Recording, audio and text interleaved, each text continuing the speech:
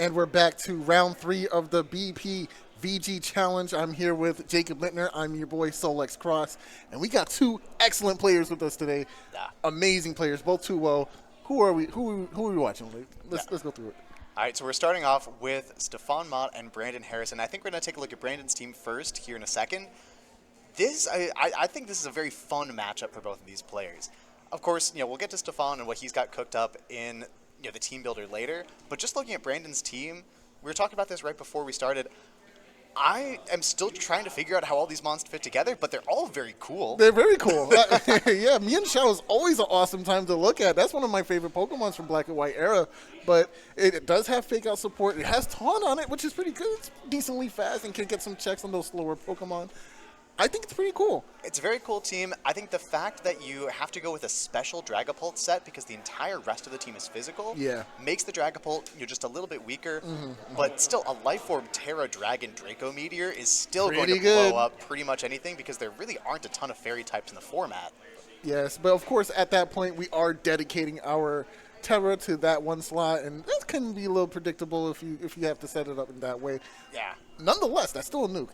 Oh yeah, no, it's still doing a ton of damage. This Dragapult is scary. One of the few fairy types in the format, though, is on Stefan's team that we're going to take a look at, and that is something that I think could really be the hinge of this matchup, is that Clefairy for Stefan's side. I don't see a lot of great ways for Brandon to hit it. Yes, there's the Iron Head on the King Gambit, but outside of that, this Clefairy can sit on the field. It's naturally very slow, so if Trick Room goes up, it just gets to click Life Dew next to its partners that are protected by its Friend Guard ability. And of course, we haven't even touched on the mind games of a Hisuian Zoroark right there in the first slot. Hisuian Zoroark with that illusion ability, it's going to be tricky to deal with, especially when it has that attack trick on it. It's going to be interesting. We're going to be able to mix things up, and of course, it's going to be hard to know which one is which, right? Especially when you have a Clefairy too. What if it's the Clefairy? What if I don't know. No, that's something that I've talked to Stefan a lot about with this team. Is he's able to disguise the Zoroark, and even on leads where you think, oh, one of these is definitely a Zoroark, it feels so telegraphed. Something like the King Gambit and the Gastrodon, where you lead those two Pokemon next to each other. Generally, you'd like to have one of those two with some support. The Fake Out or the Follow Me. The Friend Guard from Clefairy. That fits so well next to the King Gambit or the Gastrodon that you would think one of those two has to be the Zoroark. Has to be. He can just lead those two next to each other still. Literally. I don't know. And that's the whole point of this Pokemon. Even after it's revealed, right? It's not even about that reveal. The leads. Now everything is thrown out of whack because I don't know. And it really could be a Zoroark or it could not be a Zoroark. If I predict it's a Zoroark and I attack into that and it's not Zoroark, I'm losing. And that's the momentum you can buy. Anything that just puts mind pressure on your opponent is just significantly goated, and I love it. Oh yeah, and especially for a player like Stefan, like we were saying before this match started, one of 4 regional champions here in the building today at Balance Patch. This is the kind of player who, if he's getting some mind games with his opponent, is in the driver's seat 100% of the time. 100%.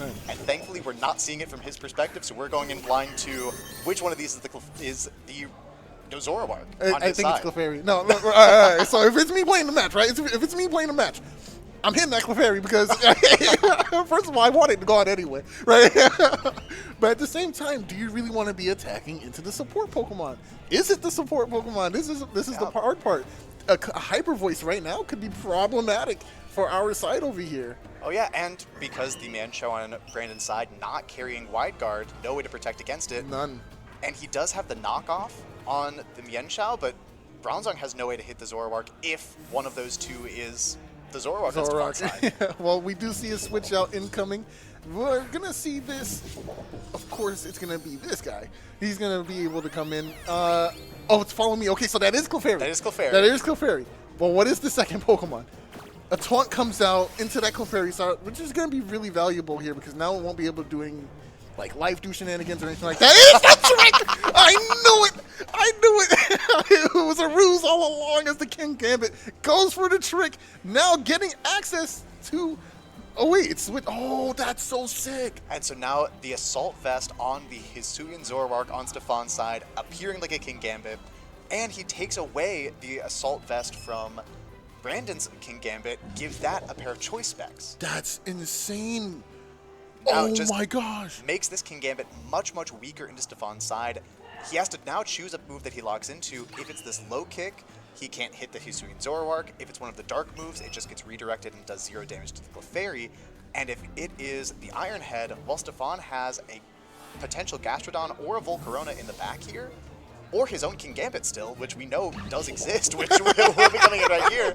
This is a mind trick in itself. I'm switching out my King Gambit for King Gambit here. This is good. But now incoming, are we going to see a second King Gambit? No, all right, it's going to be the Rillaboom coming in here. That would be really funny. And at least from Brandon's side, you do know with certainty that both of these Pokemon on Stefan's side are exactly what they seem. Right. The knockoff goes into Stefan's King Gambit, will remove its black glasses, and the Kowtow Cleave is what Brandon locks into, doing a lot of damage to that Rillaboom. Yeah, we're going to get some of that HP back thanks to this grassy terrain, but over half, that's pretty good. That's good for your information. Write that down. Yeah. That's I good. think really what Stefan has he set up a good position here for himself, where the Clefairy and the Hisuian Zoroark are so strong in the back to switch into these two Pokemon here, you know, outside of the King Gambit for Brandon, which is locked into that Kowtow Cleave. Mm-hmm. But I am trying to figure out how exactly Stefan deals with this Mienshao, especially now that the Rillaboom has taken so much damage. It's going to be slower than the Mienshao. You are likely going to have to commit something like a Grassy Glide into that slot just to pick up the KO, and Brandon, identifying that same thing, will keep the Mienshao safe and bring right back out this Bronzong. Bronzong will be able to take whatever hits are going into that slot pretty comfortably, especially like a fake out. It's not going to lose any value because you're not flinching this turn either. Goes for the Swords Dance. That's going to be pretty free, but we're going to see what King Gambit went for on Brandon's side. It went for the Kowtow. Not enough for the KO. More information that we needed. Yeah, and it is that grassy terrain It is recovery that keeping grassy it safe. terrain. You'd almost wonder if Rillaboom being knocked out would have been better for Stefan, though. He would have gotten the free switch into the Clefairy. Now, we know that the King Gambit on Brandon's side locked into Kowtow Cleave. The only damaging move that this Bronzong has is Body Press. Right. Clefairy could come in very freely, click Follow Me, and this King Gambit for Stefan, no, it doesn't have its black glasses anymore, but very free to either just keep setting up Swords Dances or just start getting damage But off onto the field. There's a problem with that, and it's which Clefairy was coming in. I think if Stefan brought in the Clefairy at that point, it would just be the Clefairy. Oh, I see. The Clefairy is just very safe on Stefan's side at this moment. Now going just Terra Dark with this King Gambit for Stefan. He's really going all in to try to get rid of this Bronzong. It's a Terra Fire Bronzong. So, you know, had Brandon committed Terastallization at that point, would have been a pretty tough sell for Stefan, you know, letting Trick Room go up. This is Clefairy, likely the real Clefairy coming in here. You wouldn't think Stefan would just give away the Hisuian Zoroark to a Kowtow Cleave from Brandon's side, but the first knockout of the game going over to Stefan on that +2 Terra Dark Kowtow Cleave.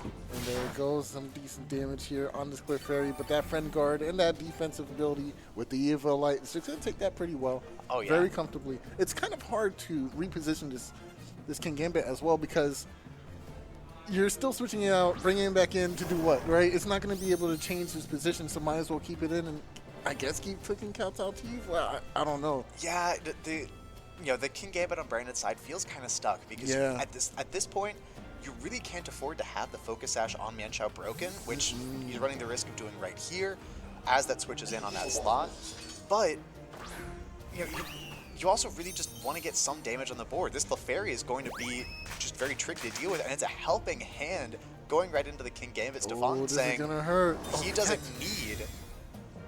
need the Follow Me on this turn. He just wants to try to get damage, and the Kowtow Cleave going into the King Gambit slot on Brandon's side will break the Focus Sash on Mienshao and knock it down right to that 1 HP with a resisted attack.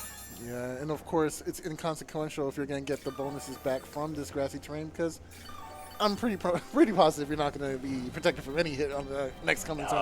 No. Wouldn't think so. I wouldn't think so. Now, we do know both the Pokemon on Stefan's side are able to protect on this turn. No threat on Brandon's side, of any setup moves. The Ursaluna is running Rock Slide, Earthquake, and Facade, so no Swords Dance there. Nope.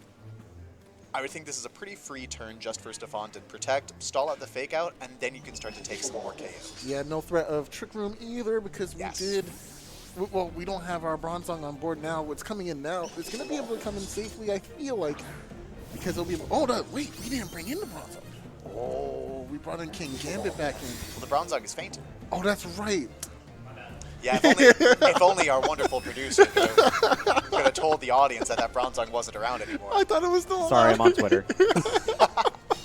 This guy, the Patriots win one game, and now he's too big time to worry about a Pokemon tournament. Small time. Oh, yeah, it still says round 1 at the bottom, too. I'm actually fixing that now. Thankfully, not much eventful happening that turn, just the double protect. But repositioning for Brandon's side, that's a positive. Now gets to choose a new attack for this King Gambit to lock into. You would think it's going to be the Iron Head now that there are no resists on Stefan's side. Yeah. Confirmed, everything is either neutral or weak to the Iron Head for Brandon's King Gambit. And you would think probably pretty safe here, but a +2 Helping Hand Terra Dark Kowtow Cleave going to go into one of these 2 slots, and I don't think either of these Pokemon are going to take this terribly well. Oh, no, they're going to not like that at all as we see this Ursaluna going down after that massive hit. Not exactly a one-hit knockout, but it might as well have been. Yes, the Iron Head going into Clefairy and Survival! surviving. Oh, no, that's so bulky! It's just a Clefairy! Just a Clefairy, but so much more with the power of friendship. So the friendship is real. The friendship is our bond and our power, bro. And that's an incredible survival for Stefan's Clefairy. Now puts him into a near unlosable position where, you just double protect on the fake out, and now you can follow me and take a KO the next turn as well. I also love double protect here just for extra information on what the teammate or whatever's beside it wants to go for. That's so good. Yeah, you know that at this point, Brandon, really his only play is to click fake out Iron Head because the King Gambit on his side is choice specs locked into the Iron Head after the trick turn 1. We still have never seen the Hisuian Zoroark come out as itself. No. It was on the field for 1 turn, went away, and now it's just been the mental damage has out. Been done. We're good now. Exactly, and that's the strength of that Pokemon, is that is still the win condition here for Stefan, is eventually this Zoroark's going to be able to come out. The King Gambit for Brandon can't Sucker Punch because it's locked into the Iron Head with his choice specs. So eventually you're just going to be able to bring this out after something faints to clean up the rest of this game. Such an excellent value out of that follow me here. Going to redirect that close combat, make it basically do nothing. It says knocks out the Clefairy and brings in potentially a Zoroark. As his Kowtow Cleave, we've seen Stefan's King Gambit throughout this game move before Brandon's. Another crucial piece of information here. Now, how much will this Iron Head do to Stefan's Terra Dark King Gambit? And the answer, not that much. Not that much. It's a decent chunk for a resist, I feel like, but not what you need. Not what you need. And this actually is the real Rillaboom. We still haven't seen the Hisuian Zoroark yet, because we know that when Stefan's Rillaboom left the field the first time, that it was down at just a very sliver of HP, but he brings it in just to click fake out plus another Kowtow Cleave, and then you would think that another Cleave and a Wood Hammer likely going to be enough to finish off this King Gambit on Brandon's side. Yeah, and even if you had the ability, flinches from the fake out. We go to game 2. we go to game 2, Boyle. Yeah, you'd seen Brandon think about running away from this battle a couple of turns earlier, but using those turns, get a little bit more information, have some more time on your end, just to try to figure out what the adjustment is for game 2. Right. And I like the idea of getting information in terms of not necessarily what's on the sheet, but what is your opponent's decision making and how are they using these Pokemon? You want to see that, right? Because you can see whatever they have on the paper, but I need to know you. I need to know you so I can play against you. And playing this out is that information that we're gathering. Absolutely. Right? You see how Stefan approached that end game, where my first thought is, once the Clefairy faints, you bring out the Hisuian Zoroark. It's faster, nothing can use priority moves, and you can just take KOs. Stefan taking, I'll defer to him, the regional champ. I'll defer to him for going with the fake outline first. You can get some more damage. You win a little bit more confidently that way as well. And the Zoroark, again, still just in the back. Chilling. After that game. I think the adjustment for Brandon, I really think you just have to commit terastallization earlier in that game to the Bronzong. You know, he never ended up terastallizing anything. At all, yeah. Never ended up terastallizing anything, and just let the Bronzong go down to that Kowtow Cleave early in the game. I think if he's able to get Trick Room up, he can get a lot more value out of, you know, something like that Ursaluna, which is very, very scary for Stefan's team, assuming the Ursaluna is going to be slower than this Gastrodon, which, you know, may or may not be true. Gastrodon naturally slower, but you know, if the Ursaluna is minimum speed, if the Gastrodon isn't, you know, there could be some interactions there that we just don't know. So Lindsay, let's say it's you. Let's say it's you in this position. You're looking at the Zoroark on the other side of the field, and how do you react? Do you try to outprotect the Zoroark? Do you even factor that into your play? Like, what is Brandon to do here? My main goal, and the thing that I think you can do best against Zoroark, is just try to play as safely as possible. So with this Ursaluna, I think we saw in team selection that the Ursaluna wasn't brought in this game. But for Brandon's side, if he can leverage the couple of spread moves that he has on his team so that he doesn't have to worry about where the Zoroark is, he can just hit both and then find out if the illusion breaks. You know, leading something like the Ursaluna, you can click Fake Out and Rock Slide, and now you have just a great turn to find out, is that Zoroark there? We're going to see the Volcarona and the Clefairy, both of them protect.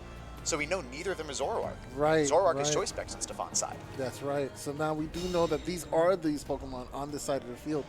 Fake Out wasn't even considered this time around. Just went for an attack immediately. Or rather a taunt into that Clefairy slot.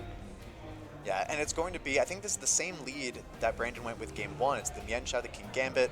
At the very least, the King Gambit, a good defensive answer with the Assault Vest into the Hisuian Zoroark. You know, you're able to survive really any hit that it goes for and just fire back quickly. Stefan, a great adjustment on his side, though, with the Volcarona, which threatens the King Gambit very, very heavily. Oh, and there goes the Clefairy. What is it switching into? If it's I hope it's not anything crazy, because it's going to switch into a knockoff and a double slot attack into that slot. Okay, that's not super effective damage. That's definitely just a Gastrodon. That's just a Gastrodon. We're okay. Ooh, and but looks like a free Quiver Dance for Stefan's Volcarona. Now all of a sudden, this is going to be the fastest thing in the field and very, very threatening, even to... Oh, my goodness. Very threatening, even to this King Gambit that has the Assault Vest. Right. And did you see how comfortably Gastrodon came in and took those two attacks? That's insane. Gastrodon got some bulk on it. It's a bulky Pokemon, and especially the way that Stefan's running it, with a lot of defensive investment, you know, as you can see, really, really strong into the option that Brandon has, and especially into this King Gambit that cannot protect, and that, you know, unless this Gastrodon is handled this turn, may just end up taking a yawn because, you know, Brandon is forced to target down and this now +1/+1/+1 Volcarona. Yes, that Stefan has a lot of pressure coming out from that side of the field. It's kind of hard to decide what you want to attack into as Gastrodon comes out again. I was gonna say maybe the option is don't attack. Oh, you know, you don't attack the partner, because at this point we want to deal damage to the Pokemon that's the most threatening to us. What if we double into this Volcarona and that's the Zoroark this time? Like, we don't know. We don't know. Well, the Volcarona. Okay. It's close now, though. We're fine. Yeah. we're the Volcarona's clicked a couple of Quiver Dances. I don't think that one's Zoroark at the very least. No, I was talking about Clefairy. But the Clefairy, yes. The Kowtow Cleave into Volcarona, 30% chance to burn from Flame Body, doesn't get that activation. That's scary. But a very great switch in for Stefan, eating up the close combat with Clefairy very easily, and the Friend Guard keeping his Volcarona a lot safer against the King Gambit. Yes. Now the Volcarona at +2 on the special attack, special defense, and speed fronts, in front of two Pokemon that do not have spread moves. At all. The Volcarona now can just start clicking, it's what, Flamethrower and Giga Drain. I don't know what Brandon does against I don't know what he does either. I'm actually perplexed. Completely mixed up. You were so scared of the Zoroark. I was so scared of the Zoroark in the first game. It completely threw you off when you brought in a Quiver Dancer. Like, what do I do now? And Stefan just immediately terastallizing the Clefairy here, going with the Fire type, not clicking Follow Me. Giga Drain here, so good. Gonna go ahead and recover a ton of HP. Oh my goodness. And then, of course, Clefairy just not allowing you to do the damage, and the burn's going to get the knockout. Oh, no. You hate to see it. And that's the risk of attacking into this Volcarona with the Friend Guard, is that not only are you not doing that much damage because of the Friend Guard, Life do, too. Life do.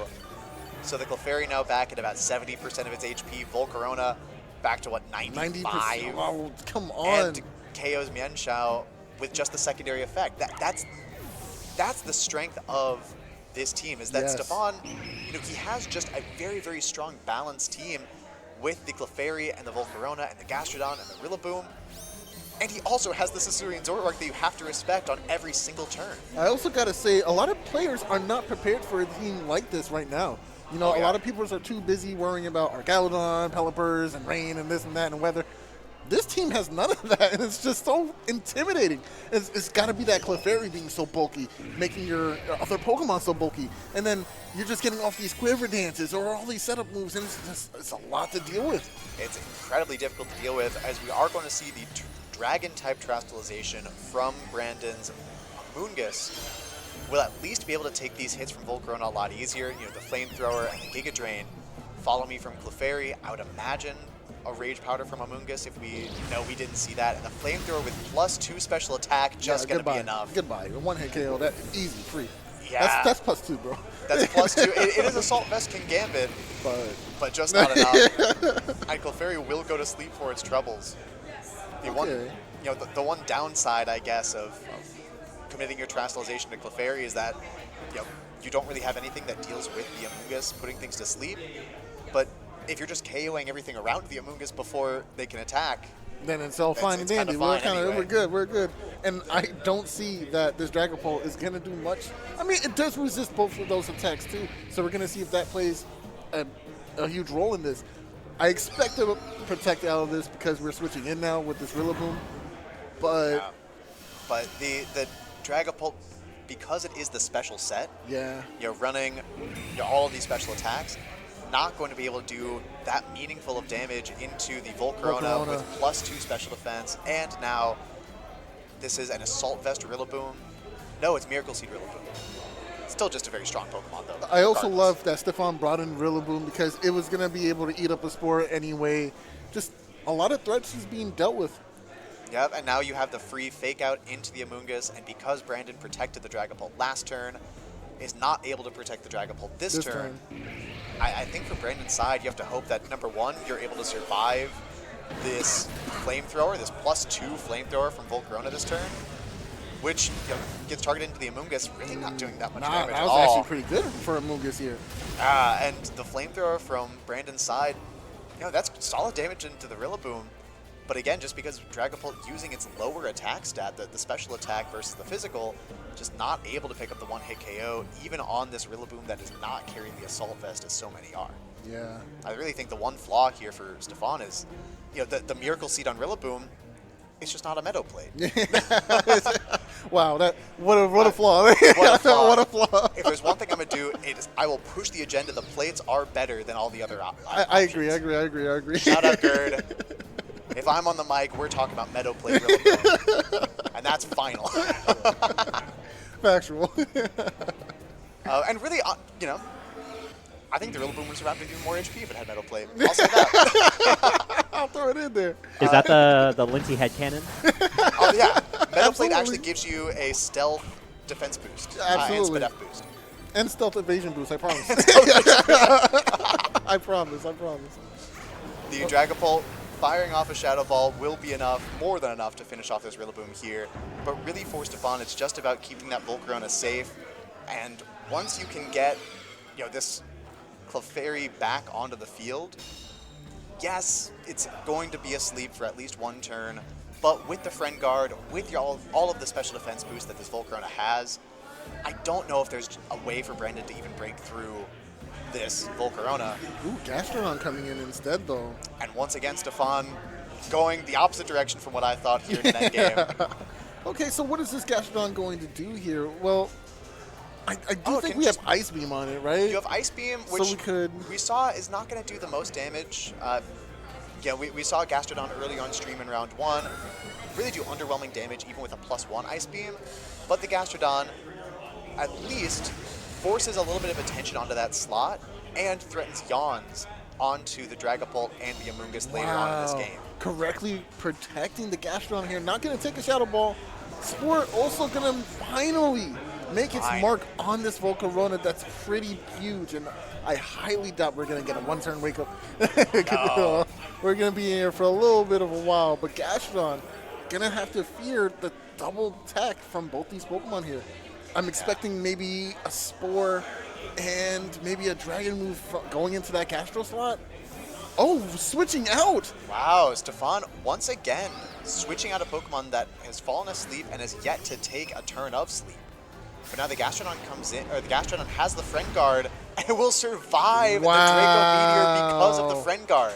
Wow, and there goes this Ice Beam into, oh, okay, just going to take out the Amoonguss. Excellent choice. Excellent choice. Oh, I would have loved to see no critical hit there just to know if that damage would have gotten the KO regardless. Right. After the Flamethrower last turn, I think it would have. I think the Ice Beam just by itself would have been enough. Yeah. But I mean, it was super effective, right? It's super effective, but Amoonguss is really bulky, and Gastrodon, on at least the Gastrodon on Stefan's side, we saw that thing take very, very little damage earlier in this game. I would imagine there's not a ton of special attack investment on that Gastrodon either. It might have been close without the critical hit. I'm not sure what our end game for Brandon is here in this kind of situation, though, because Dragapult, although being a very strong Pokemon, if you knock out the Gastrodon, you're bringing that Volcarona back in, which is also extremely threatening.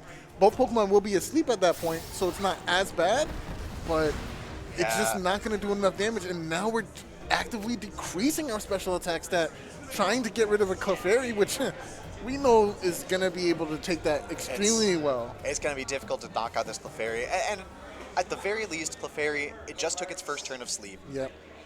Will be asleep for maybe one, maybe two more turns. But the Dragapult, now that Grassy Terrain is gone, lowering its health every single turn by 10% with this Life Orb, and just not going to be able to do enough damage without some critical hits here in the end game. Honestly, I would be surprised at this point if Volcarona would even be close to threatened by an attack from this Dragapult. And look at that health. It's still so healthy. It's still at full. It still has the Friend Guard. Notably, Stefan did have to get rid of both of those Quiver Dance boosts. So the Volcarona is still at neutral from its special attack, special defense side. But Brandon has negligible damage. That's nothing. Brandon really has like one more turn. The Clefairy, 3 turns of sleep. It will wake up next turn. The Volcarona has just taken its first turn of sleep. Really, this is the turn that you have to get the critical hit onto the Clefairy. Even if you do, it's gonna life do, right? I expect it to survive. Like, there it is. Well, no, this is the protected. Okay, that makes sense because it's going first. It's not faster than Dragon Ball. Yes. So we'll see. And now it's on Volcarona. Will it wake up immediately? How long it's gonna take to get this Volcarona up? Okay, nope, still asleep. Yeah. Stefan at the very buying himself one more turn to try to wake up with Volcarona has now taken 2 turns of sleep. It is a 50-50 chance for that Pokemon to wake up this turn, but this is the critical attack and not a critical hit from that Shadow Ball. Wait, I saw yellow text just now. Did you see that? Was it a crit? No, that was the Life Orb. Oh, okay. That makes sense. Volcarona finally wakes up. Doesn't do that much Life damage, Dew. but now Life Dew comes back, and that is going to just about wrap up this game, barring even 2 critical hits back to back. I don't know if Dragapult is going to survive a Flamethrower after another Life Orb chip. Yeah, and we do see the cancellation of the battle as Stefan takes the win 2-0 very comfortably. It has been an insane run for Stefan today. 3-0, no problems. I don't think he dropped a single game yet. Not a single game. So, looking really good. Again, another great player here at Balance Patch today. And in that set, looked like it was very close in that end game there of game 2 just from the Pokemon count. But I do think Stefan had a pretty good handle on that end game. Yeah. Maybe could have played a little bit differently if you listened to me, but what do I know? What do I know? But no, Stefan obviously very comfortable with this team. He piloted it to a top 8 finish at a League Cup yesterday. Yep. Now well on his way, 3-0, just about locked into Top Cut here again today with 5 rounds of Swiss. And for Brandon, if that's going to be your one loss so far, I'll take it. You take those. Yeah. Still 2-1, still a great shot for him to make it through to the next stage of competition. Yeah, but that was the end of our round 3. We will be back, so stay tuned. We're going to kick off round 4 very shortly.